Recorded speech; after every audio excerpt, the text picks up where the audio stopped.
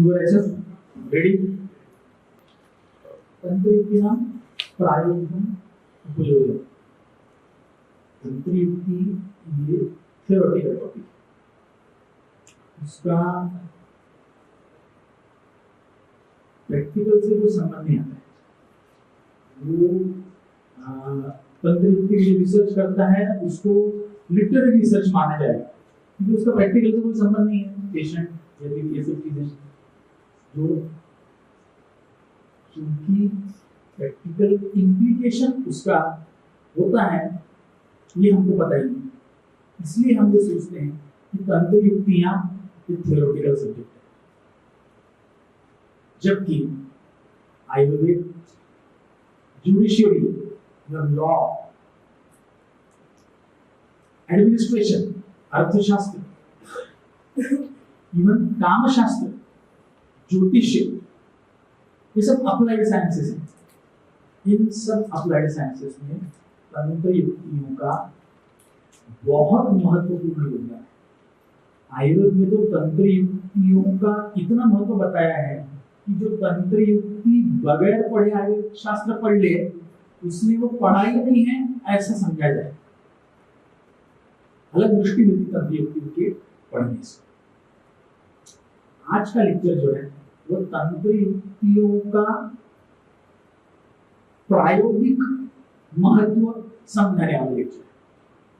तंत्रयुक्तियों का प्रयोग करते समय हमने क्या सावधानता रखनी चाहिए, तंत्रयुक्तियों का प्रयोग कैसे होता है प्रैक्टिस में. जो कि मैं वैद्य हूँ तो मैं कोशिश करूंगा कि एग्जांपल्स बहुत सिंपल हो, पर फिर भी तंत्रयुक्तियों का प्रैक्टिस में कैसा प्रयोग होता है ये हम आज देखने वाले हैं. जुडिशरी में जस्टिस काटजू का नाम आप सबने सुना होगा. काटजू का बहुत बड़ा कंट्रीब्यूशन है जुडिशियल रिफॉर्म्स में. क्योंकि जो पेपर्स हैं वो देखने वाले हैं, और सर का जो आपका लेक्चर होने वाला है मीमांसा का, तो मीमांसा शास्त्र को बेस करके जुडिशियल रिफॉर्म्स में उन्होंने कितना बड़ा काम किया है. तो बोलना है कि मीमांसा तत्वों का प्रयोग करके हम न्याय के सिद्धांतों का, न्याय मतलब जुडिशियल रिफॉर्म्स का जो काम कर सकते हैं वो अदरवाइज कर ही नहीं पाते. इस तरीके से जो अप्लाइड साइंसेस में तंत्रयुक्तियों का बहुत बड़ा रोल. पर प्रायोगिकेषु आयुर्वेद सदृशेषु शास्त्रेषु तंत्रयुक्ति प्रयोगः इति अत्यंत महत्वपूर्ण विषयः. नितांत सावधानता अस्मिन् पक्षे अपेक्षिता, अस्मिन् विषये अपेक्षिता. पर अब आयुर्वेद सदृश शास्त्र में तंत्रयुक्ति का प्रयोग करना है तो बहुत सावधानता की जरूरत है. सावधानता की जरूरत क्यों है? अर्थ वैपरीत्यमनाय, अर्थ का अनर्थ कर दोगे तो पेशेंट मर जाएगा ना. आप तंत्रयुक्ति गलत समझते हो. देखिए अभी यहाँ पे अतिदेश भी हो सकती है, अर्थापत्ति भी हो सकती है, फिर दोनों झगड़ रहे हैं, और फिर तीसरी भी हो सकती है, तीसरा उठ के बोल रहा है. ये सब थ्योरेटिकल में चल जाएगा. पर आप सोचिए कि मैं डॉक्टर हूँ, मैं तंत्रयुक्ति का प्रयोग करके कोई दवाई ढूंढ रहा हूँ और मैंने वो तंत्रयुक्ति का प्रयोग गलत कर दिया, पेशेंट को मर जाएगा. ठीक है. एक पेशेंट को झूला बोले, एक आदमी आया वहां से, अरे क्या है, बोले कौन से रंग की पैंट पहना है इसको, हरे रंग की. अरे उतर, लाल रंग की पैंट पहनाओ. लाल रंग की पैंट पहनाएंगे, लाल रंग की पैंट पहनने से क्या हो जाएगा, पेशेंट ठीक हो जाएगा. कैसे क्या? लाल कपड़ा देख के ट्रेन नहीं रुकती क्या? तो लाल कपड़ा देख के इसकी जुलत क्यों नहीं रुकेंगे? है ना. मतलब ऐसे अगर लॉजिक लगाने लग गए, ऐसे अगर अतिदेश करने लग गए. अब सर का फेवरेट एग्जांपल, जैसे कि अखरोट है. अखरोट ब्रेन पे काम करता है. क्यों करता है? क्योंकि वो ब्रेन जैसा दिखता है. बीन्स है, बीन्स किडनी पे काम करती है. क्यों? क्योंकि वो किडनी जैसी दिखती है. देखिए आदमी जो ट्रैक पकड़ लेता है वो कैसे कैसे गलत जाते जाते कहाँ लैंड हो जाता है कुछ समझ नहीं. यहाँ क्या हो रहा है? अब सादृश्य किस भाव का है? केवल रूप का, और उसका अतिदेश कहाँ कहाँ कहाँ कहाँ करते चल रहे हैं, और अर्थ का अनर्थ करते चल रहे हैं. समझ रहे हैं? इसका मतलब ये है कि हम तंत्र युक्तियों का प्रयोग करते समय बहुत सावधानता रखनी नहीं रखेंगे तो पेशेंट का नुकसान होता है। चलते हैं अपनी पहली तंत्र युक्ति जो है अतिदेश। ये सबसे ज्यादा इस्तेमाल होने वाली, the most used and the most misused also, most used and most misused तंत्र युक्ति is अतिदेश तंत्र युक्ति। जैसे मैंने आपको एग्जांपल दिया। अब अतिदेश मतलब क्या? अतिदेश का तो ज्ञान आपको प्राप्त हुआ ये 3 दिनों से, बोल सकता है ये अतिदेश के बारे में थोड़ा बहुत। जैसे उक्ति से अंतार्थ भावन करने की जो तंत्र युक्ति हमने देखी, उसमें एक अर्थापत्ति देखी, दूसरा ये अतिदेश है, ये हमने जो भी देखा था पहले सेशन में। ये उक्त अर्थ से अति अर्थ का भावन कैसे होता है? बोलेगा या मैं बोलना चाहूँगा? तो बोलना चाहता है कि बाद में ऐसा ना सर मैं तो यही बताने वाला था, आपने पहले बता दिया और मैं तो यही बोलने वाला था, ऐसा कुछ नहीं है। नहीं चलो ठीक है, क्या बोलते हैं वो?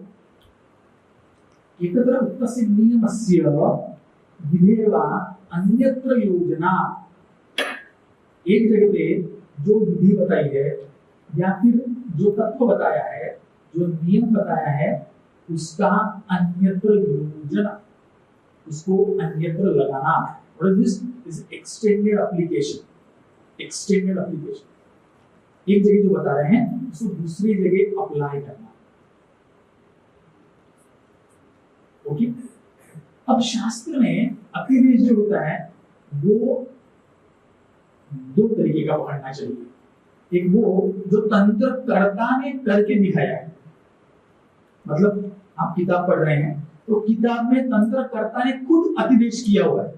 जैसे आयुर्वेद का एग्जांपल देता हूँ, सिंपल एग्जांपल देता हूँ। वो ये बोलते हैं कि गृहिणी की चिकित्सा अतिसार जैसी करो। सिंपल, क्या किया? गृहिणी की चिकित्सा अतिसार जैसी करो, मतलब अतिसार की चिकित्सा के तत्व होता है और वो चिकित्सा होता है गृहिणी में कर दो। एकत्र उक्तस्य नियमस्य तत्वस्य वा अन्यत्र योजना कृता। ये किसने किया? तंत्रकार ने। तंत्रकार कौन है? आप्त है, अपना आप्त है ना। इसलिए ये तंत्र युक्तियां 2 है, एक जो तंत्रकार ने की है और एक जो तंत्र अध्येता कर रहा है, मतलब पढ़ने वाले हम आप लोग कर रहे हैं, अपने जैसे कर रहे हैं। वो पढ़ के हम लोग तंत्र युक्तियां पढ़ेंगे और फिर अतिदेश तंत्र युक्ति सीख के उसका प्रयोग करेंगे, वो हम अध्येता। तंत्र अध्येतृकृतस्य अतिदेशस्य उपायोजने नितांत सावधानता अपेक्षिता। इसमें सबसे ज्यादा गलती होती है हम लोग जो तंत्र युक्ति करते हैं, अतिदेश करते हैं, उसमें तंत्रकर्ता ने जो अतिदेश बताया है उसका जैसे कि वैसा स्वीकार कर लेना चाहिए, क्योंकि वो आपका वचन है ना। हमने जब तंत्र युक्ति पढ़ी, उनकी उपदेश वो जो बोल रहा है उसको स्वीकार कर लो, यथावत पालन कर लो, वो हो गया। कि हम जो तंत्र युक्ति कर रहे हैं उस तंत्र युक्ति में बस हम लोग जो अतिदेश कर रहे हैं वो करने में हमको सावधानता की जरूरत होती है। अभी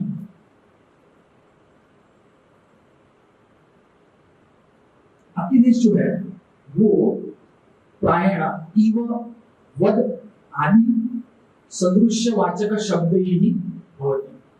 पता है ये कल एक्चुअली हो चुका है कि ये चीजें कि इव वद मत अनेन अनुगम व्याख्यातम एवं अन्नम एवं अन्यत् अपि प्रत्येतव्यम, इनसे अतिदेश का निर्देश होता है। उनको जब अतिदेश करना है तो ये एवं अन्यत् अपि ऐसा बोलते हैं, समझ जाना ये अतिदेश ऐसा करो, फिर ये बाकी जगह ऐसे ही समझ लेना ये अतिदेश है। इस तरीके से अतिदेश का निर्देश शास्त्रों में मिलता है। अन्येषां उक्तस्य धर्मस्य, हाँ अभी यहाँ का जैसा बताया है वैसा वहां करो, वो बोल रहे हैं। ये वो किस बेस पे बोलते हैं? जैसा यहाँ बोला है वैसा वहां करो, ये वो किस बेस पे बोलते हैं? सुनिए।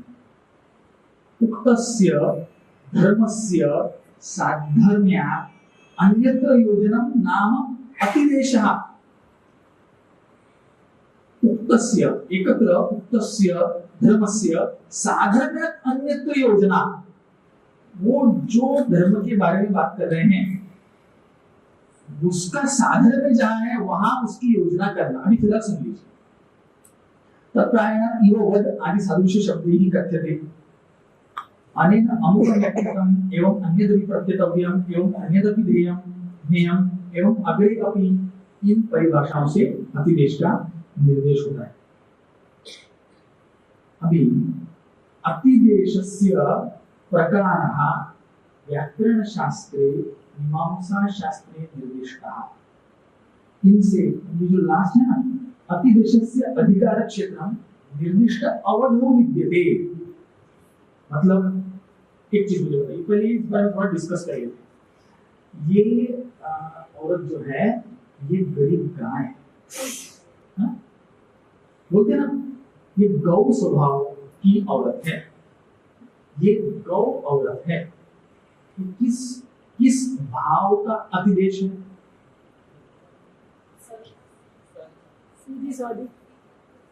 ये औरत गौ है, ये किस चीज का अतिदेश है? रूप का, स्वभाव का, रूप का अतिदेश है क्या? ये औरत, अगर यहाँ कोई औरत है, मैं बोलता हूँ ये गौ है, तो उसको पूछ है क्या? उसको दो सिंह है क्या? नहीं। ये किस चीज का अतिदेश हो रहा है? स्वभाव का।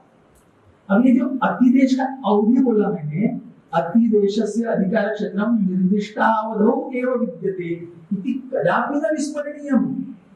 अगर आप रूप का अतिदेश कर रहे हो तो रूप तक ही रहने दो, अगर आप स्वभाव का अतिदेश कर रहे हो तो स्वभाव तक ही रहने दो। ये औरत गौ है, मतलब क्या? इस औरत का स्वभाव गौ जैसा गरीब है, भैंस जैसी मारती नहीं हो, गौ जैसी गरीब है। अब ये अतिदेश किस भाव का है? स्वभाव। उसको रूप में मत ले जाओ, ये औरत गौ है मतलब उसको एक पूंछ दो सींग है, ऐसा नहीं बोलना है। अब ये रूप अतिदेश का अवधि जो है वो उन्होंने अतिदेश 5 प्रकार का बताया। एक उदाहरण सुन लीजिए। वाचस्पत्याम निर्दिष्टमस्ति अतिक्रम्य स्वविषयम् उल्लंघ्य अन्यत्र विषये देशे उपदेशः अतिदेशः। खुद का विषय का उल्लंघन करके अन्यत्र देश में जो उपदेश किया जाता है वो अतिदेश है। अन्यत्र एव प्रणीतायाः, ये डेफिनेशन इंपॉर्टेंट है, इसको सुनिए। अन्यत्र एव प्रणीतायाः कृत्स्नाया धर्म संहतेः अन्यत्र कार्यतः प्राप्तिर अतिदेशः स उच्यते। प्राकृतः कर्मणो यस्मात् तत्समानेषु कर्मसु धर्म प्रवेशो येन स्यात् अतिदेशः स उच्यते। This is very important. वेट आपके सबके काम, सबसे ज्यादा काम की। प्राकृतः कर्मणो यस्मात्, यस्मात् प्राकृतः कर्मणो, प्राकृत कर्म जो चल रहा है जिसके बेस पे प्राकृत कर्म से तत्समानेषु कर्मसु, उसके समान कर्म में जो धर्म प्रवेश किया जाता है, समान कार्य में धर्म प्रवेश करने की जो कार्यतः आदेश किया जाता है उसको अतिदेश बोला जाता है। एक कार्य में उस समान कार्य करने का जो आदेश दिया जाता है, धर्म का एक्सटेंशन किया जाता है, उसको अतिदेश बोला जाता है। वो 5 प्रकार का होता है। सबसे पंचविधा शास्त्रातिदेशः, कार्यातिदेशः, निमित्तातिदेशः, व्यपदेशातिदेशः, रूपातिदेशः। अब ये क्या कर रहे हैं वो लोग? ये लोग एग्जाम्पल बता रहे हैं 5। पर इसको और होगा तभी अतिदेश होगा, अदरवाइज अतिदेश नहीं होगा। ये जो 5 बोले ना उन्होंने, या तो व्यपदेश का धर्म, या तो व्यपदेश धर्म का अतिदेश होगा, या तो कार्य का अतिदेश होगा, या तो निमित्त का अतिदेश होगा, या तो व्यपदेश लेके अतिदेश होगा। इनमें से किसी एक धर्म को पकड़ के जब एक जगह का एक्सटेंशन दूसरी जगह किया जाता है तभी अतिदेश होता है, अदरवाइज अतिदेश नहीं होता। ओके, फॉर एग्जांपल व्यपदेश नाम अतिदेशे नामाभिधानेन अतिदेशः। व्यपदेश नाम का अतिदेश बोला हुआ है इन्होंने।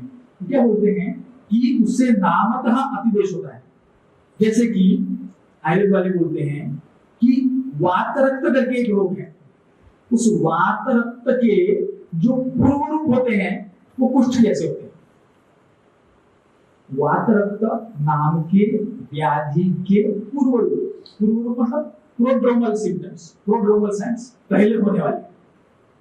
वात रक्त के नाम के व्याधि के पूर्व रूप ये कुष्ठ जैसे होते हैं, मतलब स्किन डिसीज जैसे होते हैं।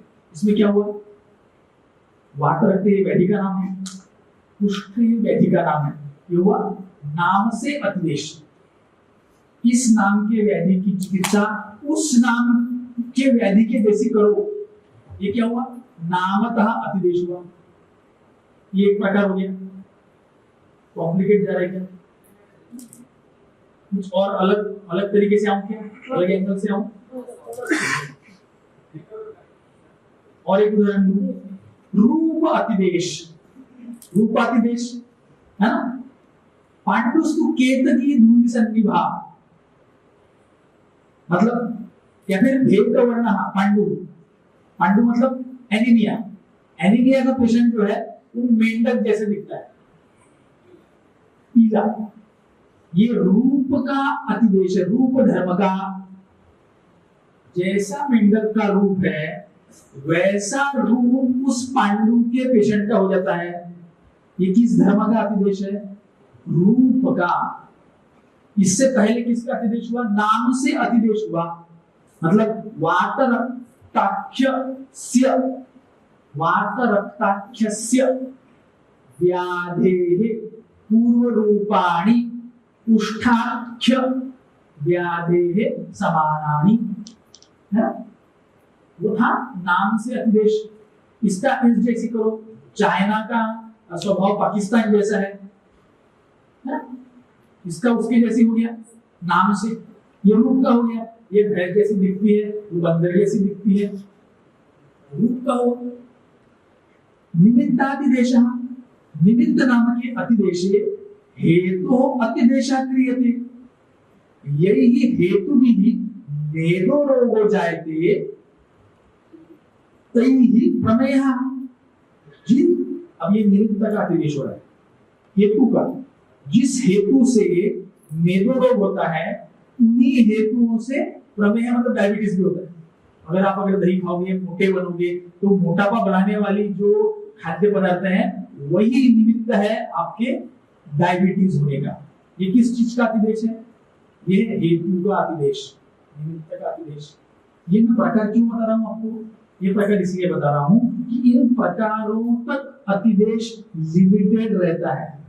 उससे ऊपर उसका एक्सटेंशन करेंगे तो आप गलती कर दोगे।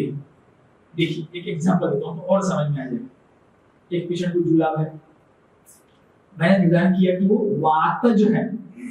वात दोष जानते ना, तो वातज अतिसार उसको है, ऐसा मैंने निदान किया। अब दूसरे पेशेंट को आया हार्ट अटैक, हृदरोग हुआ। अब मैंने डायग्नोसिस किया कि ये वातज हृदरोग है, इसको वातज अतिसार है, उसको वातज हृदरोग है। अब क्या करेंगे, दोनों तो वातज ही है ना। तो वात दोष साम्यता, वात दोष से होना, वात दोष जन्य होना, इस धर्म की समानता से अगर मैंने अतिदेश किया कि अगर वात से अतिसार हो रहा है और वात से हृदरोग हो रहा है तो जो वात के अतिसार की दवाई होगी वो वातज हृदरोग पे चल जाएगी। तो मैंने जुलाब की दवाई उठाई, हार्ट अटैक वाले को दे दी, और हार्ट अटैक वाले की दवाई उठाई और जुलाब वाले को दे दी। दोनों तो वातज ही है, तो क्या होगा, दोनों का राम नाम हो जाएगा। क्यों हुआ, क्या गलती की मैंने अतिदेश का गलत इस्तेमाल किया। मैंने अतिदेश जो है वो केवल निदान तक साबित रखना था, जैसे वातज अतिसार, वातज हृदरोग। ये थोड़ी है कि वातज अतिसार की चिकित्सा वातज हृदरोग जैसी होती है, क्योंकि वात इस दोष का साम्य है। ऐसे से तो सब वात के दोषों की एक ही चिकित्सा हो जाएगी, है ना। मतलब आप अतिदेश जिस डोमेन में करना चाहते हैं या आपका अतिदेश जिस डोमेन में है उसी डोमेन तक उसको सीमित रखेंगे तो आप प्रैक्टिकल इम्प्लीमेंटेशन में गलती नहीं करेंगे। अदरवाइज आप गलत इंटरप्रिटेशन करके गलत रिजल्ट देके पेशेंट की जान ले लो। ये अधिदेश गलत तरीके से जूरिस्प्रूडेंस में हुआ तो लटका देंगे किसी आदमी को गलत डिसीजन देके, तो इस तरीके से अधिदेश तंत्रयुक्ति शॉर्ट में ली मैंने, आपको डिटेल में बाद में समझाई जाएगी अपने काम की तंत्रयुक्ति। समुच्चय व्यपदेशातिदेशः, रूपातिदेशः, निमित्तातिदेशः और शास्त्रातिदेशः, कार्यातिदेशः। ये वाचस्पत्य में मिल जाएगा। आप वाचस्पत्यम का रेफरेंस लेंगे तो वाचस्पत्य में एक ऐप है, उसमें अगर आप अतिदेश ढूंढोगे तो आपको ये सब मिल जाएगा। ओके, अभी हम चलते हैं नेक्स्ट तंत्रयुक्ति की तरफ, वो है समुच्चय। समुच्चयो नाम किम? अब ये बोलने होगा, ये इंटरेस्टिंग, वो एक्चुअली मैंने छेड़ना नहीं चाहिए अधिदेश को, वो अलग दूसरे अधिदेश कर दिया मैंने, अतिक्रमण कर दिया मैंने सबके टॉपिक पे। पर मुझे शॉर्ट में समझाना था, आपको समझ गया, नहीं तो सब समझे नहीं कल। अभी समुच्चय तंत्रयुक्ति पे आते हैं। समुच्चय नाम की बताइए।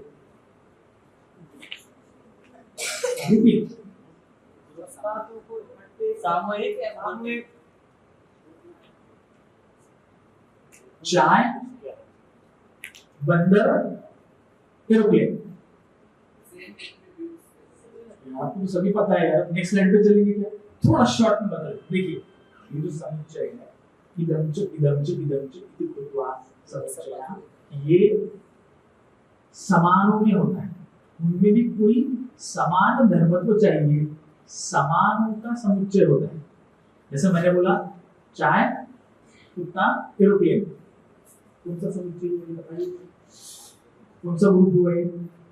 कुत्ता, बिल्ली, गाय, डोमेस्टिक एनिमल्स, इनमें समान धर्म क्या है?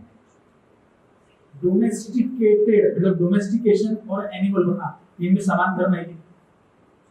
मतलब समुच्चय जो होता है ये समान धर्म से होता है। अगर धर्म सामान्य नहीं रहा तो समुच्चय नहीं होता। अभी जान लीजिए, मुझे ये बताइए कि समुच्चय में युक्तित्व क्या है? इदंच इदंच इदंच, तो मान लिया आपने जो समुच्चय का एग्जांपल दिया वो बराबर है, कुत्ता, बिल्ली, गाय, गधा, क्या करोगे इसमें? वो अलग अलग चले जाएंगे, वो इनमें नहीं आएंगे। बढ़िया, ये एक इंप्लीकेशन हुआ ना कि ये समान है, ये जो है ये समान धर्म वाले हैं, ये तो एक बात पता चली। अब एक चीज है, ये जो समुच्चय होता है, ये समुच्चय क्लोज्ड या ओपन होता है। या तो एक धर्म वालों का होता है, समान धर्म वालों का समुच्चय होता है, और ये जो समुच्चय बन रहा है ये या तो क्लोज होता है या तो ओपन होता है। मतलब उनमें और किसी के एडिशन की संभावना नहीं होती या होती है। जैसे त्रिदोष, दोष कितने हैं? 3 ही है। त्रयः एव दोषः, इसमें चौथे की कोई संभावना नहीं। ये क्लोज्ड है, ओपन, फाइनाइट है, एक इनफाइनाइट होता है ओपन, जिसमें कम ज्यादा होने का चांस रहता है ना? ये मेंबर्स हैं, कम ज्यादा हो सकते हैं, कोई भाग गया बोलोगे, कोई किसी को पता चला बहुत अच्छा है वो आ गया, छुट्टी बढ़ गया, ग्रुप बन गया। सो दिस इज क्लोज्ड और दिस इज क्लोज और ओपन, ये दो इसके टाइप्स होते हैं। अब ये समुच्चय में युक्तित्व क्या है, इसका उपयोग करके हम अलग ज्ञान प्राप्ति कैसे कर सकते हैं, इसके बारे में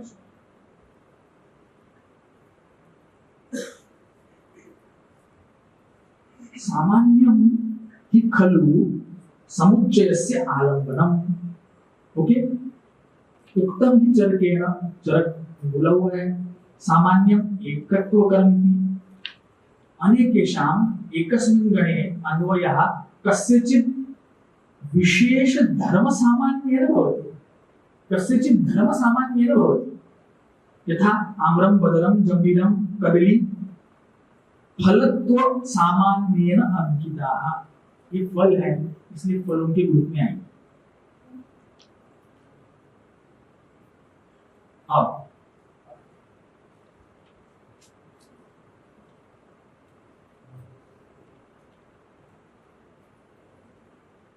पढ़े डालता हूं आपके लिए। समुच्चयस्य का चिकित्सिका भूमिका, समुच्चय में प्रैक्टिकल यूज क्या है, उसका प्रैक्टिकल यूज कैसे होता है। इति विचारितं चेत् वक्तुं शक्यते यत्, अभी इंपॉर्टेंट चालू है, समुच्चितानां घटकानां गणो भवति। समुच्चित जो है उनके उन घटकों का क्या बनता है, गण बनता है। गण, ये शब्द भूलना मत, कल भी काम आएगा। इनका बनता है गण, गणो भवति। तस्य गणस्य अभिधानं समुच्चितानां घटकानां सामान्य धर्मेण भवति। अब ये जो गण बना, इस गण को नाम देते ना, वो नाम किसका देते, वो जो सामान्य तो है उसका। ये गण बना, ये किसका बना, ये पालतू जानवरों का बना। ये गण बना, ये किसका बना, ये फलों का बना, क्योंकि इनमें फलत्व सामान्य है इनके घटकों में, बराबर। यथा ज्वरघ्नत्व धर्म सामान्येन इंगित द्रव्याणां समाहारो ज्वरघ्नगणाः। अब देखिए कुछ दवाइयां हैं जिनसे बुखार जाता है ना, ये दवाइयां हैं जिनको दिए तो बुखार चले जाएगा। वो कौन सा गण हुआ, उन दवाइयों का गण कौन सा हुआ, ज्वरघ्न गण हुआ। समझ गया। एतेन एव प्रकारेण नैके गणाः संभवन्ति। अब जो ज्वर जाता है वो ज्वरघ्न गण, जिससे जुलाब जाते हैं जुलाबघ्न गण, जिससे कुष्ठ जाते हैं वो कुष्ठघ्न गण है। ऐसे अनेक गण बने, समझ रहे। अब देखिए अब क्या है, एतेषु गणेषु यानी सामान्य द्रव्याणि सन्ति। अब ये जो गण है, ये गण में आप अगर ओवरलैपिंग करोगे, ये गण है और ये गण है, ये गण है अतिसार भगाने वाले द्रव्यों का, और ये गण है ज्वर भगाने वाले द्रव्यों का। ध्यान से, ये अतिसार, ये ज्वर। अब मैंने इनको ओवरलैप किया, क्या हुआ,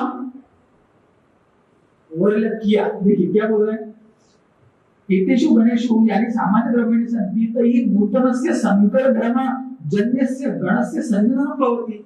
अब ये जो हुआ, ये बीच में का गण कौन सा बना, मिक्स गण बना। मतलब ये गण में जो दवाइयां आएंगी वो क्या करेगी, वो ज्वर भी कम करेगी और अतिसार भी कम करेगी। अभी मुझे पहले बुखार था और उसमें जुलाब भी हो गया, या किसी को जुलाब था उसको उसमें ज्वर भी हो गया। अब मैं क्या करूं, अब ये है ना, अब ये है ना अपने पास, ये है ना, ये है ज्वरघ्न गण, ये है अतिसारघ्न गण। अब ये बीच वाला कौन सा गण है, ये है ज्वर अतिसार, ज्वर संकर धर्मावच्छिन्न। इसमें संकर धर्म है, संकर मतलब अतिसार भी दूर करता है और ज्वर भी दूर करता है। तो अगर किसी को ज्वर में अतिसार हो जाए या अतिसार में ज्वर हो जाए तो क्या होगा, ये मिक्स वाला गण करो, मिक्स वाले गण की दवाई दे दो। You have already used, isn't it युक्ति, isn't it use of this युक्ति in judicial way। जो समुच्चय है, इन समुच्चयों का किस तरीके से प्रयोग करोगे तो आपको नूतन द्रव्यों की प्राप्ति होती जाएगी। अब ऐसे आप कॉम्बिनेशन बनाते जाओ। जैसे किसी को कुष्ठ हुआ और कुष्ठ में उसको ज्वर आया, तो कुष्ठ और ज्वर इनकी दवाइयां आप एक करके उनको दे सकते हो।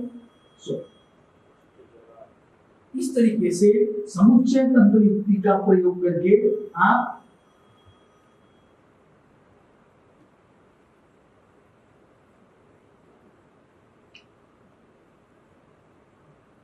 यथा ज्वरघ्न अतिसारघ्न गणौ शास्त्रे निर्दिष्टौ तयोः परिशीलनात् उभयगण समानानि द्रव्याणि लभ्यन्ते। तेषां प्रयोगः संकर धर्मावच्छिन्न संकर धर्मावच्छिन्न द्रव्याणाम प्रयोगः शक्यते उभयव्याधौ। ओके, अगर जो अतिसार में ज्वर हुआ या ज्वर में अतिसार हुआ तो आप इन गणों का इस्तेमाल कर सकते हैं, इस गण का जो संकर धर्मावच्छिन्न है। इस तरीके से आप समुच्चय तंत्र युक्ति का प्रैक्टिकल यूज कर सकते हैं। जैसा मैंने पूछा इसमें युक्तित्व क्या है, हमको युक्ति समझ में नहीं आती क्योंकि हमारी कोई लेवल नहीं है। कल जब हम ये समझेंगे, कल जब हम समुच्चय युक्ति का प्रयोग समझेंगे तो आप चौंक जाएंगे कि समुच्चय तंत्र आज दुनिया क्या क्या कर रही है और हम कहाँ बैठे। जैसे मैंने पूछा कुत्ता, गधा, बिल्ली, अब जब आप पहले पढ़े होंगे तब आप तो ये समझे होंगे कि क्या बता रहे कुत्ता, गधा, बिल्ली में क्या युक्ति है। अरे भैया, अपन गधे हैं इसलिए हमको युक्ति समझ में नहीं आ रही है। कल जब उस युक्ति का प्रयोग आप देखेंगे तो चौंक जाएंगे कि अरे बाप रे, इससे इतना कुछ हो सकता है, हमको तो समझ में ही नहीं आया। सेकंड वाज समुच्चय तंत्र युक्ति का प्रयोग। पहला था अतिदेश तंत्र युक्ति, जिससे तंत्र युक्तियों के इस्तेमाल करने में सावधानताएं हमने सीखी। दूसरी तंत्र युक्ति है अभी जो सीखी समुच्चय, इसमें युक्ति का प्रयोग ट्रीटमेंट में कैसे करना है, प्रैक्टिकल इम्प्लीमेंटेशन हुआ। मैंने कोई क्लिनिकल एक्सपेरिमेंट किया क्या, मैंने कई जानवरों का इस्तेमाल किया क्या, मैंने आदमियों का इस्तेमाल करके उनकी जान ली क्या, नहीं। मैंने क्या किया, केवल युक्ति का प्रयोग किया और थ्योरेटिकल प्रक्रिया से मैंने प्रैक्टिकल द्रव्य निकाले जो मैं पेशेंट को देने के लिए रेडी है मेरे पास। अगर ज्वर युक्त अतिसार है, इजंट दिस युक्ति, ये युक्ति में युक्त प्रयोग नहीं है क्या, प्रैक्टिकल इंप्लीमेंटेशन। अभी थर्ड संशयो, संशय मतलब क्या, संशयो नाम विशेषाकांक्षा निर्धारित उभय विषय ज्ञान वगैरह वगैरह वगैरह, ज्ञान के बहुत दूर है। संशय मतलब क्या बताइए। दो चीजों में हम यह नहीं समझ पाए कि यह सही है या फिर सही नहीं। क्या बोले सर? दो चीजों में हमको मतलब संशय हो कि यह सही है या फिर यह सही है, और संशय कितनी चीजों में? दो या तीन से अधिक। देखिए, आप जो बोलेंगे ना वो थोड़ा सा मतलब उस पे उससे फिर बदलना मत बात में, पक्का सोच के बोलना उसको। ये अच्छा, मुझे ये बताइए कि अभी इसमें क्या युक्ति है, ये बताइए मुझे। चलिए, मैं बोल रहा हूं कि ये संशय जो है वो हम लोगों की गालोटी, ये संशय के बगैर हम लोग जिंदा नहीं रह सकते। कौन?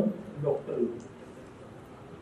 बहुत इंपॉर्टेंट है हमारे लिए संशय। कैसे बताइए, वो क्या बोल रहे हैं, संशय मतलब क्या, ये भी वो भी कोई यही नहीं हो रहा है, टेस्ट लिख देंगे।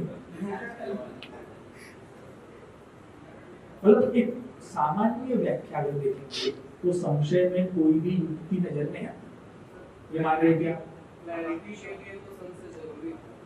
क्या बात कर रहे हो, किस चीज की क्लैरिटी सर? किसी भी चीज के लिए संशय तो शुरुआत होता है। क्या बात, संशय से अगर कोई प्रमाण जनन होता होगा तो वो प्रत्यक्षतः नहीं होता, परंपरा से होता है ना, एक प्रक्रिया से होता है। अरे सर, पढ़ लिया तुमने? हाँ, पढ़ लिया, इसीलिए मैं बोल रहा था कि पहले जवाब दो। संशयात्मा विनश्यति। अच्छा, अरे यार, ये तो हो गया, फिर तो काम ही पूरा हो गया डॉक्टर लोगों का। दर्शन में भी एक दार्शनिक है, Descartes, oh my God, oh my God, oh my God. ये देखिए सामने देखिए, है ना, इसको मैं दिखाऊंगा नहीं, बाद में दिखा, इसमें 2 मिनट बैठ जाइए, बहुत मजा आएगा। क्या बोलते हैं? अब संशय में तो वैसे कोई युक्ति नहीं मिल रही है, पर संशय जो है वो किन में होता है? अच्छा, मैं कुछ खा रहा हूं तो मैं सुशी खा रहा हूं, मैंने तो ऐसे मुंह बना लिया, क्या खा रहा है पता नहीं, सू खा रहा है, शी खा रहा है, क्या खा रहा है? सुशी खा रहा हूं। ये तेरा समझना नहीं कर मैं तो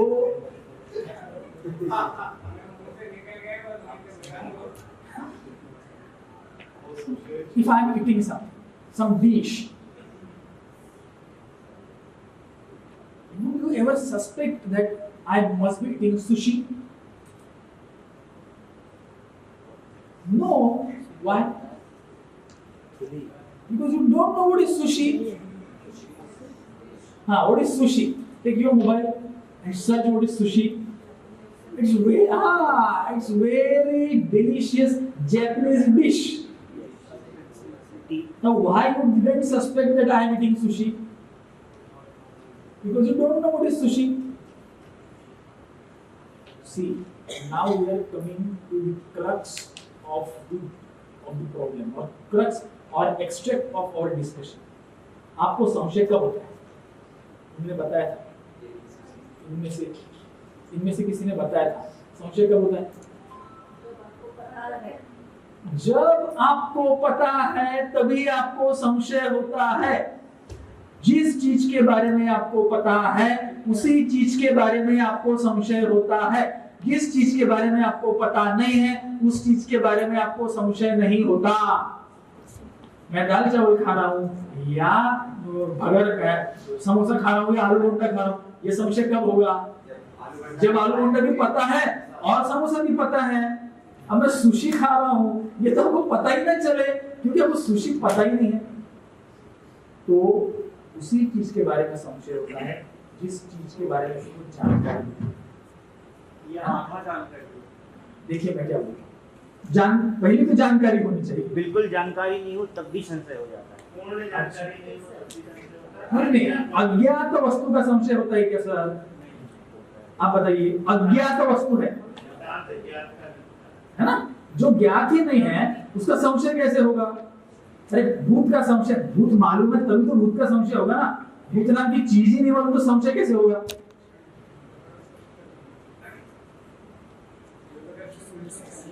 नहीं, वो नहीं है सर।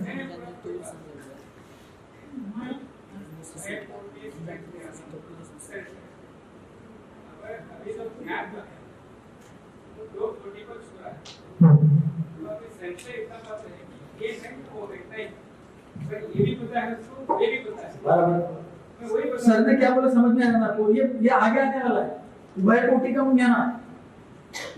सर ने मेरा आधा काम आसान कर दिया। देखो, उसको जो पता नहीं है उसके बारे में उसको संशय नहीं हो सकता। समझ गया? मैं इस पे आऊंगा बाद में, फिलहाल नहीं आऊंगा। लिखा हुआ है वैसे, आपने पढ़ा नहीं अभी तक, पर जिसके बारे में जानकारी नहीं उसका संशय नहीं होगा। दूसरी बात, संशय जो होता है वो उभय धर्मात्मक होता है ना, मतलब पर दोनों के बारे में जानकारी होती है।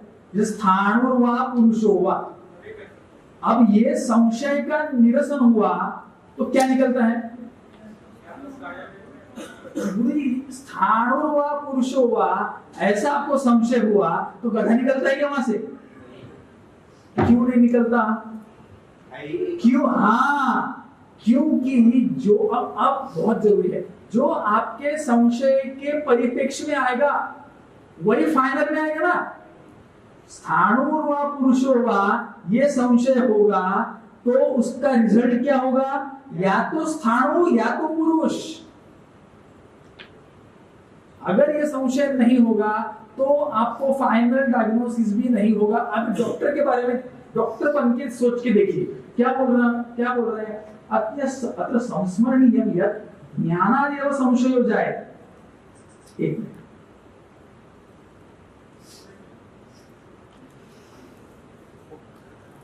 संशय में अज्ञान है, इस बात में कोई दो राय नहीं है, पर आप ये बात भी समझिए कि ज्ञान से ही आपको संशय होगा। जिसका ज्ञान नहीं है, चिकित्सायाः प्रारंभ एवं संशयेन भवति, चिकित्सा का प्रारंभ ही संशय से होता है। जैसे कि संशयो भवति यदि एषः पुरुषः व्याधितः न वा, व्याधित है कि नहीं, इस जन्म से शुरुआत हुई।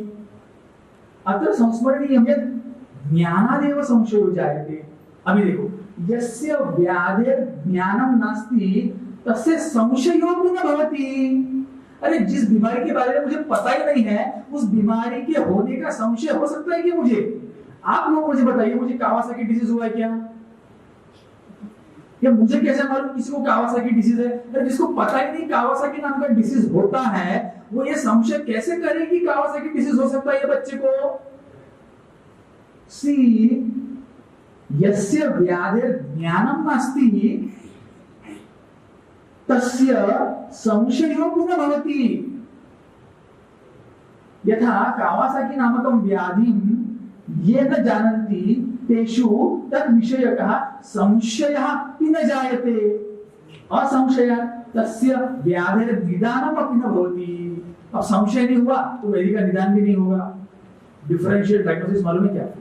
व्हाट इज डिफरेंशियल डायग्नोसिस और व्हाट इज प्रोबेबल डायग्नोसिस?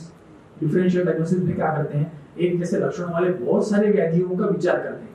जैसे किसी को खांसी हो रही है, किसी को कैंसर की वजह से भी खांसी हो सकती है, टीबी की वजह से भी खांसी हो सकती है, वायरल की वजह से भी खांसी हो सकती है, और कुछ हो सकता है। तो हमने क्या किया, काफी सारी बीमारियां अपने संशय के दायरे में लाई और फिर उसमें से एक को बाहर निकाला, उसमें से एक फाइनल डायग्नोसिस किया। तो वैद्य का कार्य क्या होता है, अपने संशय का दायरा बढ़ाते जाना, अपने जानकारी का दायरा बढ़ाते जाना, अपने संशय का दायरा बढ़ाते जाना, यही वैद्य का कार्य होता है। जितनी मैं पढ़ाई करूंगा उतने मेरे संशय का दायरा बढ़ते जाएगा, क्योंकि मेरे संशय का दायरा नहीं बढ़ेगा तो मेरे फाइनल डायग्नोसिस में वो बीमारी आएगी नहीं। This is the practical importance of तंत्र युक्ति। जिस संशय आने का तंत्र, वेरी इंपॉर्टेंट तंत्र युक्ति। समझ में आ गया? सर आप ही बता दीजिए, आप ही का टॉपिक है। This is called as scepticism. Sir what was saying? This scepticism, skepticism is founder is René Descartes. It's a theory which is called as skepticism, the founder of Cartesian doubt system. This is Cartesian doubt system. अब ये तो मुझे भी नहीं मालूम। Cogito ergo sum. I think, therefore I am. I think, therefore I am. Judito ergo cogito, cogito ergo sum. I doubt, therefore I think, and I think, therefore I am. See, I doubt, therefore I think, and I think, so I am, therefore I am.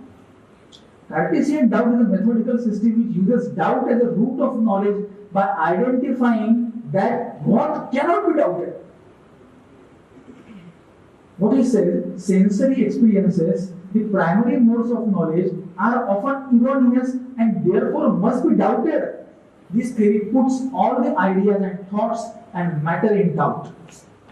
वो क्या करते हैं, किसी भी वाद की शुरुआत ये डाउट से करते हैं, उसको संशय के दायरे में लाते हैं और फिर वहां तक जाते हैं रूट तक कि जो अनडाउटेड है। कोई भी थ्योरी आप लेके आओगे वो ये बोलते हैं कि ये स्केप्टिसिज्म के दायरे में आती है और वो और डीप जाते हैं वहां तक जहां डाउट नहीं है, वहां से फिर वो आगे ऊपर आके वो थ्योरी सॉल्व करते हैं। This is western theory of scepticism, this is theory of doubts, this is the मुझे बोलना क्या था, as a root of, see, the system which uses doubt as a root of knowledge by identifying what cannot be doubted. This is the root of knowledge. प्रमा का साधन है, युक्ति है ये, कौन सी? स्केप्टिसिज्म, रेनी डेस्कार्टेस का doubt system. Okay, this was all about solution में वो मैथ का हाँ चीज होती है, इसलिए गणित पद्धति से तत्वों की खोज करनी चाहिए, वो हम कर लेंगे। ये नहीं बैठता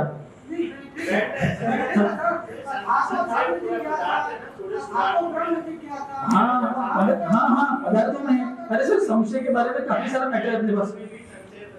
हाँ पूरा एक न्याय के महान ग्रंथ है, या इसको बैक करूं सर? बस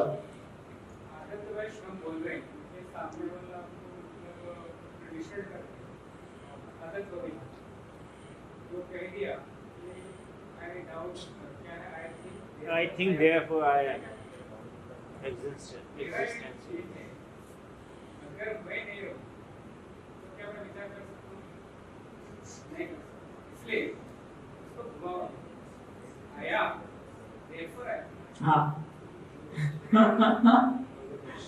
क्या ये गुरुओं ने आपको सिखाया और मतलब आप इतने कंडीशन हो गए Unknowingly we are following that blind path. तो हम वैसे चल रहे हैं और इतनी कंडीशन आप आके भी वही सिखा रहे हैं और सारे लोग मतलब तालियां बज रहे वाह।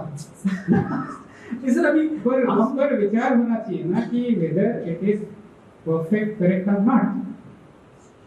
But sir, पर अहम की स्थिति का त्याग करने से फिर ये जो क्या बोलेंगे नहीं क्या है उपनिषद के उस पर विचार आता है।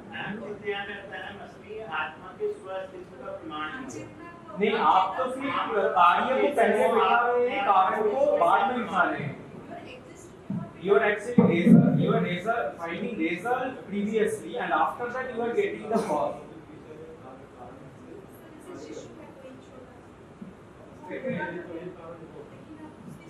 चिंतन तो चित्त का स्तर है। अगर सर मैं क्या बोल रहा हूँ, मैं कर लेता हूँ तो इसके बाद में अपन करेंगे। हाँ ये अपन बाद में करेंगे।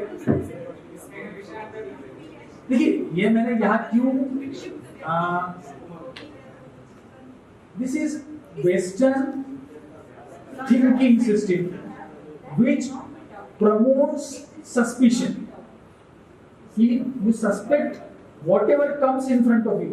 आपके सामने जो आता है उसको जैसे का वैसे स्वीकार मत करो, उस पर डाउट करो, उस पर संशय करो, क्योंकि वो एक फाइनाइट सिस्टम से आया हुआ है। जिसने वो पैदा किया है उसका भी तो थिंकिंग फाइनाइट ही है ना। इसलिए all the sensory primary modes of knowledge are often erroneous. आपको जो दिखता है वो सही ही हो ऐसा जरूरी नहीं है। इसलिए मेरी बोली हुई बात सही हो ये आप गृहित मत धरो, मतलब उसको पकड़ो मत कि सही है, उस पर डाउट करो और वहां तक जाओ उस सत्य की लेवल तक जहां आप डाउट नहीं कर सकते। अनडाउटेड एक चीज पकड़ो फिर वहां से गूहन चालू करो तो आपको सही चीज मिलेगी। ऐसा ये बोलना है, मेरा बोलना ये है कि ये वेस्टर्न थिंकिंग साइंसेस में भी इस टाइप का थिंकिंग है। ये बताने के लिए मैंने ये सिस्टम आगे स्लाइड यहाँ रखी थी। विपर्य लास्ट स्लाइड है। विपर्य अभी मुझे बताइए विपर्य मतलब क्या। मैं ज्यादा डिटेल में नहीं जाऊंगा, आप लिखेंगे। It is only last slide और बाकी भी जन इस पे बात करेंगे तो मैं ज्यादा डिटेल में नहीं जाऊंगा। मुझे ये बताइए विपर्य मतलब क्या है। बढ़िया आगे बोलो। आगे बोलो मतलब मेरा बोलना ये कि तंत्र युक्ति के बारे में बोलो। ये तो है। सी आज का डिस्कशन जो है वो तंत्र युक्तियों तक सीमित रख के हम चलेंगे तो तंत्र युक्तियां समझने में हमको आसानी होगी। जो कंपाइलेशन है इसमें पूरे भारतीय दर्शनों में वो शब्द जहां जहां आया हुआ है उन सब का कंपाइलेशन है। और मुझे क्या करना पड़ा, वो अर्थ जो इस तंत्र युक्तियों के अलग जाते हैं उसको निकाल देना पड़ा मुझे, क्योंकि वो इसको सपोर्ट नहीं करते। ऐसा हो तो अब मुझे बताइए जो विपर्य है जो कहा जाए, यस सर, जो कहा जाए जो कहा जाए वो विपर्य है। Understanding something by negating the opposite. विपरीत है त्याचं निरीक्षण जो करून कहा जाए उसके बरं अपपुष्टात् प्रतिपोदनं उपदिष्ट विपर्येण लक्षणाधिकं प्रतिलोम्येन साधनं। प्रतिपोदाहरण क्या है सर? प्रतिपोदाहरण जब उल्टा क्या मतलब होता है ये समझिए। मतलब मैं क्या समझाना चाहता हूँ ये आपको समझ में आ जाएगा।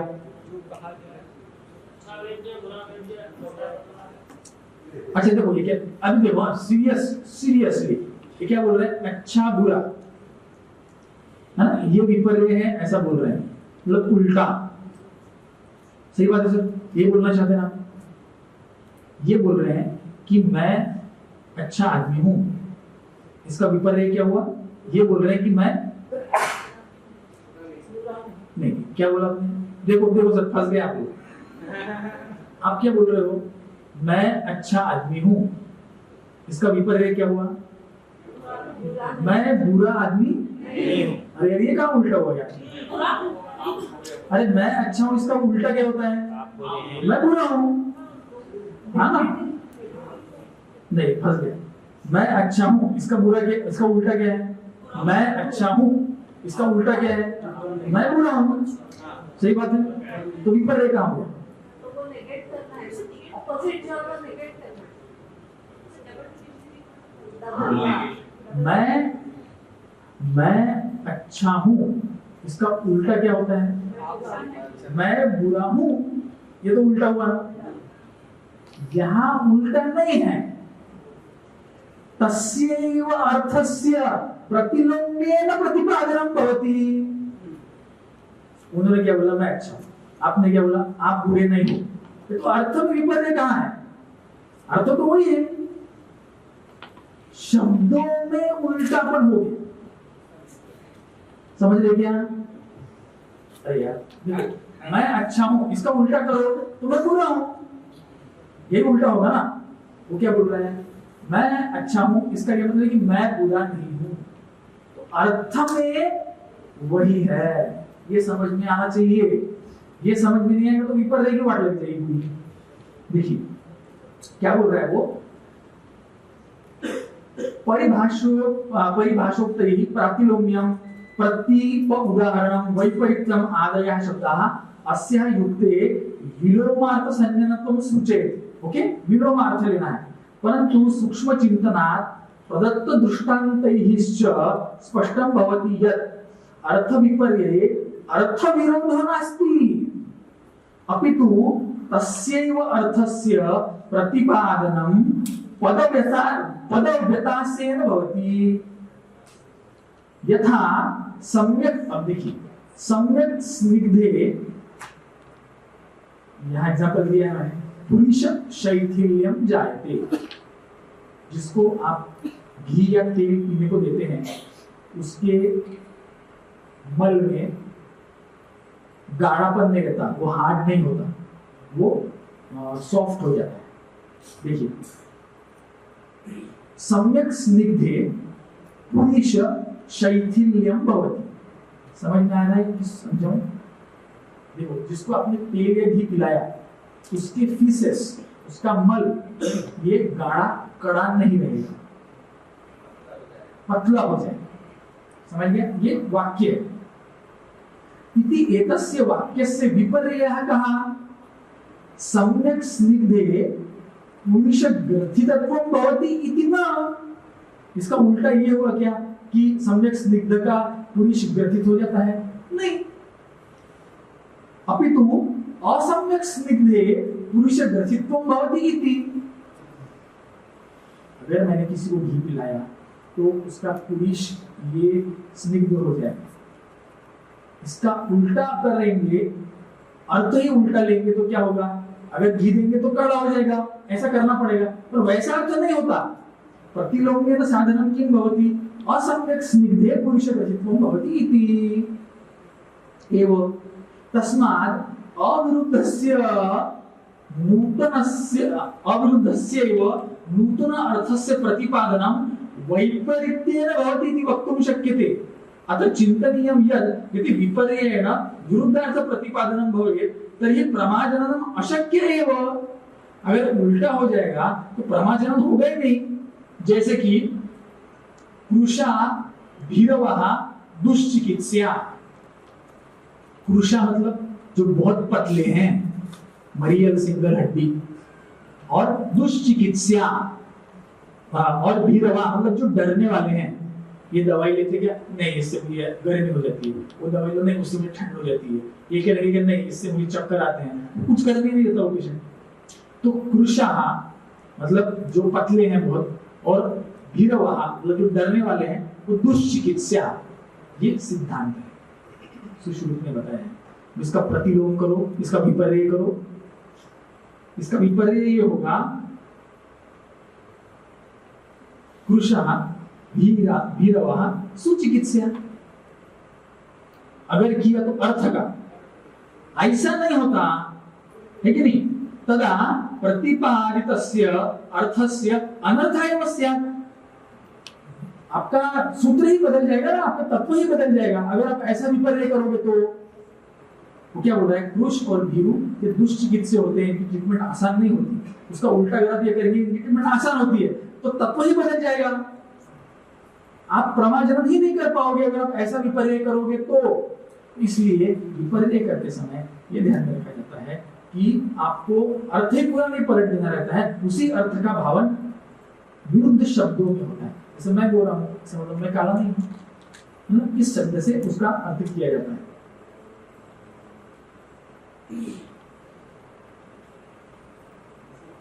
हाँ, और एक छोटी बात बता देता हूँ, बहुत ज्यादा टाइम ले रहा हूँ। विपर्य से जो अर्थ निकाला जाता है वो योग्यता या उचित होना जरूरी है। गुरुकी से ज्वर का शमन होगा। गुरुकी से मतलब एक द्रव्य है गुलवेल, गुरुची सुना होगा आपने, उससे ज्वर का शमन होता है। इसका विपर्य क्या हुआ? गुरुची से ज्वर का शमन होता है, इसका विपर्य क्या होगा? गुरुची नहीं दिया तो ज्वर का शमन नहीं होगा, यही होगा ना। गुरुजी दिया तो ज्वर का शमन होता है, इसका विपर्य क्या है? गुरुजी नहीं देंगे तो ज्वर का शमन नहीं होगा। अब इसका जो अनुलोम वाक्य है वो सही है, गुरुजी देंगे तो ज्वर का शमन होगा, ये वाक्य सही है कि नहीं? अब प्रतिलोम करो, गुरुजी नहीं देंगे तो ज्वर का शमन नहीं होगा, ये वाक्य सही है क्या?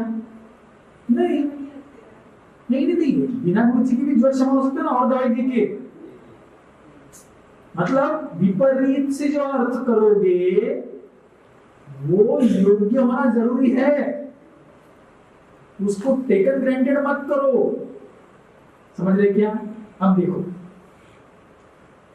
अत्र चिंतनीयं यद् विपर्ययोद्भूत वाक्यं यदा योग्यता युक्तम उचितम सिद्धम युक्तम अस्ति तदैव ग्राह्यं भवति। तत् यथा गुरुच्या ज्वरः शमं याति इति वाक्यस्य विपर्ये गुरुच्याम् अप्रयुक्तायां ज्वरः शमं न याति इति वक्तुं न शक्यते। यतः अन्यैः द्रव्यैः स्वयमेव शमितुं शक्नोति ज्वरः। खुद ही ठीक हो जाएगा वो।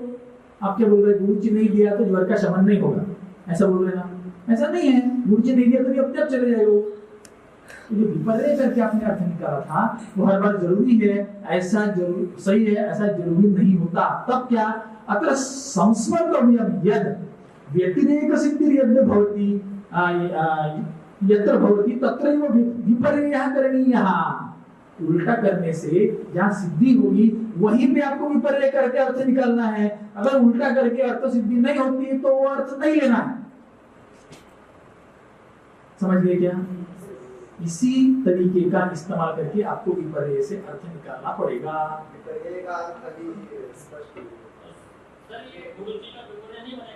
हाँ सर देखो, गुरुजी ये ज्वर की दवाई है, तो गुरुजी देंगे तो ज्वर का शमन होगा, इसका विपर्य क्या करोगे आप? गुरुजी नहीं दिया तो ज्वर का शमन नहीं होगा, ऐसे ही करोगे ना। पर ये अर्थ सही है क्या? जिस अभी आपने कभी गुरुजी नहीं खाई तो आपने बुखार गए नहीं क्या? कितने लोग यहाँ बैठे जिन्होंने गुरुजी खाई है? गिलोय खाइए, गिलोय। गुरुजी बोलो तो नहीं समझ पाते। गिलोय कितने लोगों ने गिलोय खाया है? अच्छा, अभी कितने लोगों ने गिलोय नहीं खाया है? अच्छा, आपको कभी बुखार नहीं हुआ क्या? तो बगैर गुरुजी के गया कि नहीं? नहीं गया ना, अर्जुन बोल रहे हो तुम, देखो गया। मैं क्या बोला सर, अभी आप समझ लीजिए। विपर्य करके, विपर्यास करके जो अर्थ निकल रहा है वो सिद्ध होना चाहिए और व्यतिरिक्त सिद्धि रहनी चाहिए उसमें। वो नहीं लिया तो नहीं होगा, ऐसा अगर होगा तो ही वो विपर्य सही होगा, अदरवाइज वो विपर्य सही नहीं होगा। और सारे एग्जांपल दिए जा सकते हैं, ढूंढ के रखता हूं मैं कल देने के लिए। करेंगे तो होगा पर नहीं करेंगे तो नहीं होगा, ऐसा नहीं है। अगर ये चीज खाए तभी वो ठीक होगा, नहीं तो ठीक हो नहीं सकता, यही विपर्य है। हाँ है ना, ऐसे में ही विपर्य माना नहीं, वो चीज खाएगा तो वो ठीक होगा ना, वो चीज नहीं खाएगा तो वो ठीक ही नहीं होगा क्या? तो भी वो ठीक होगी। अरे दूसरे से हो सकता है ना, दूसरे से हो सकता है, या अपने अभी अब कुत्ते बिल्ली इनको बुखार नहीं आता क्या? कौन सी गोली खाते हैं वो अपने भी ठीक होते ना। इसका मतलब जो विपर्य आप कर रहे हो ये विपर्य सम्यक नहीं होता जब तक उसमें व्यतिरिक्त सिद्धि नहीं होती। लेकिन विपर्य सिद्ध नहीं हो पा रहा है। विपर्य का प्रयोजन क्या है? आयुर्वेद में ऐसे क्या कीजिए सर, इसका प्रयोजन देखना ना आपको, ये देखिए ना, ये देखिए व्याधि निदाने चिकित्सायां विपर्यस्य प्रयोगो भवति। यथा वाग्भटेन सम्यक् स्निग्धस्य लिंगानि प्रदर्श्य वृक्षस्य रुग्णस्य लिंगानि विपर्येण ज्ञेयानि निर्दिष्टम्। जिसको घी दिया गया है उसका चेहरा खुल जाता है, उसका ताकत बढ़ जाता है। अब जिसको नहीं दिया जरूरत होते हुए भी तो उसको क्या होगा?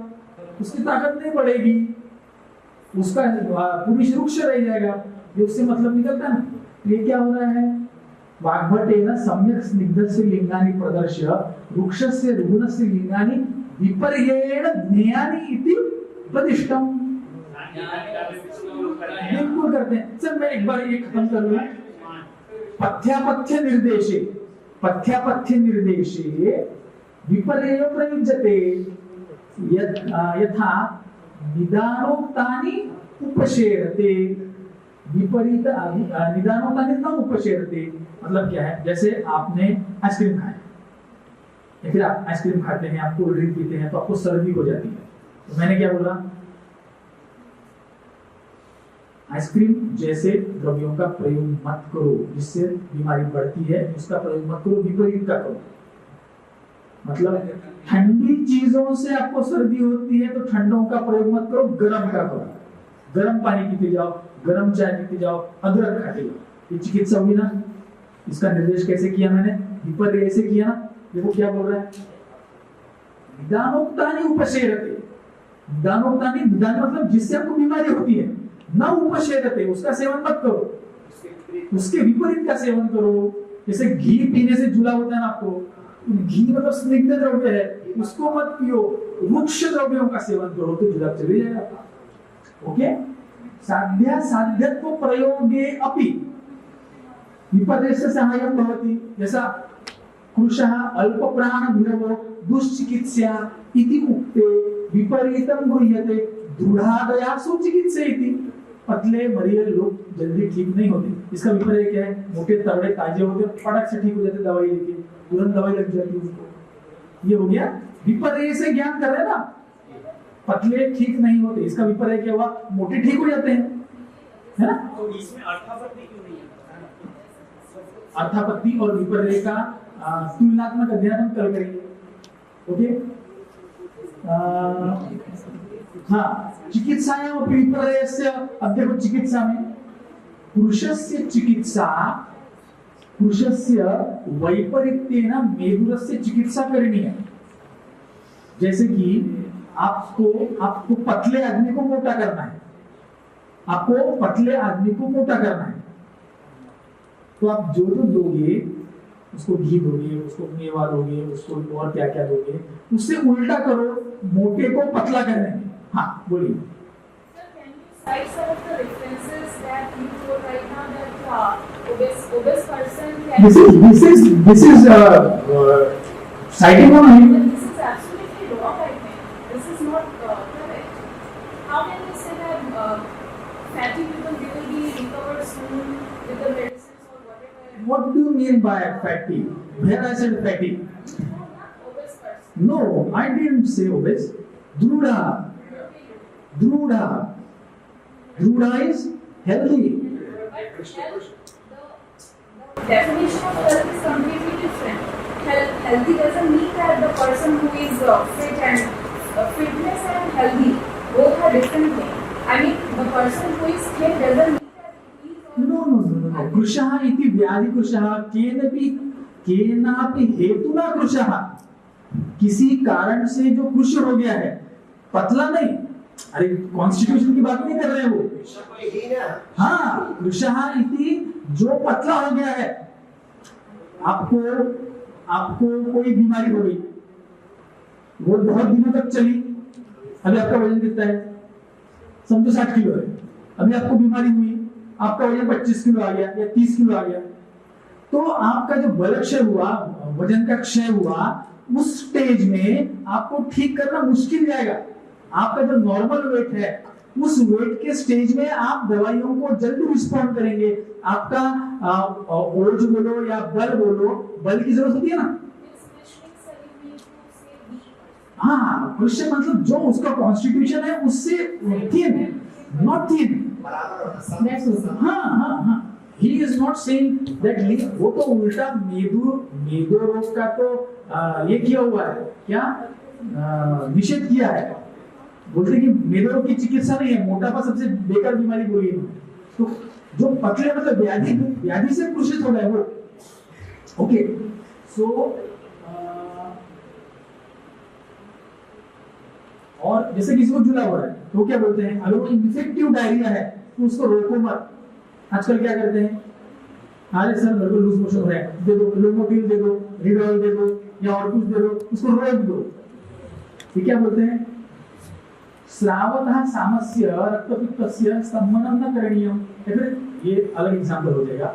वो क्या बोलते हैं, आपको जुला हुआ है तो अगर वो इन्फेक्टिव डायरिया है तो उसको रोको मत, उसको बहने दो। मतलब इन्फेक्शियस एजेंट चले जाएगा आपके बॉडी से। पर अगर वो इन्फेक्टिव नहीं है तो उसको रोक दो। अगर वो डर की वजह से हो रहा है या अलग कारण की वजह से हो रहा है तो उसको रोक दो। यहाँ भी विपरीत बोल किया हमने, अगर वो साम है तो उसको रोको, अगर वो साम नहीं है, निराम है तो उसको रोक दो, साम होगा तो मत रोको। तो इस तरीके से व्याधि के निदान में, व्याधि की चिकित्सा में, व्याधि के और हेतुओं को ढूंढने में अपने को विपरीत तंत्र युक्ति का इस्तेमाल होता है। So friends, in this way, in total, we discussed about applied aspects of Tantra Yoga.